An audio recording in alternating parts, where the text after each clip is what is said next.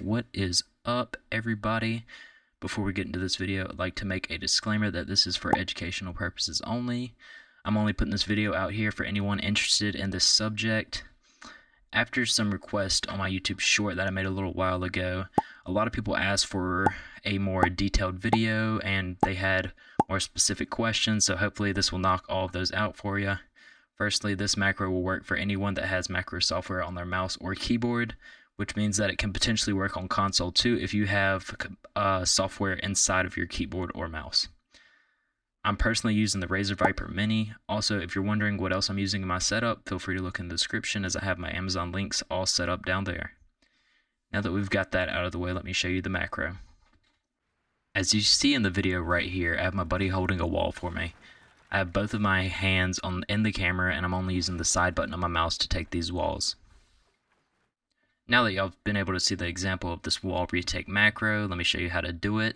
So first things first, you're going to need to find whatever your software is that you're going to be using. So depending on whichever mouse or keyboard you're wanting to use this with, you're just going to have to download that. And then as far as everything else, you'll just have to copy my timing. So let's get into making the macro. So first things first, you're going to want to go into whatever your software is, find where the macro is, and then start recording a new one. But instead, I'm just going to start inserting for this one just to make it a little simpler. So I'm going to start with the mouse button, and then I'm going to add whatever your wall is. So whatever your wall button is, you're going to add that next. So hit keystroke, add that in there. And then after that, you're going to put in whatever your pickaxe or whatever you want at the end of the macro, whatever you want it to end at. So if you want it to end holding your pickaxe or if you want it to end holding wall, you can change that depending on this. But I usually like to end with my pickaxe so I can continue to try and break walls if I need to. So for me, I'm going to just do keystroke again. So right here for this keystroke, I'm going to change this to Q since that's what I use to put up walls. So I'm just going to set Q as this. And then on this one right here, I'm going to set this as shift because shift is what I use for my pickaxe. So shift. And then right here on the mouse button, I'm going to put left click. And after I have all of that set up here, I'm going to change the order quickly so that y'all can see. I'm going to drag shift all the way down here. So it should be left click, Q down, Q up, left click up, and then shift up.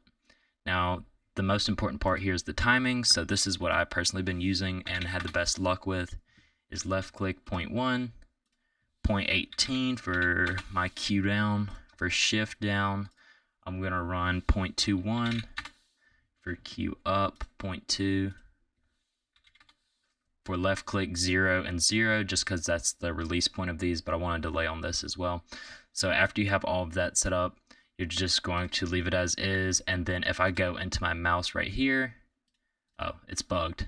But anyways, I would just go into my mouse and just assign this macro right here. I would assign this macro right here to whichever button you like to use it on. And every time you click that button, it's automatically going to take the wall just like it did in the video right there. But if you made it this far through, just make sure you subscribe, like, comment, and also if you want to, just comment monkey at the bottom. Thank you.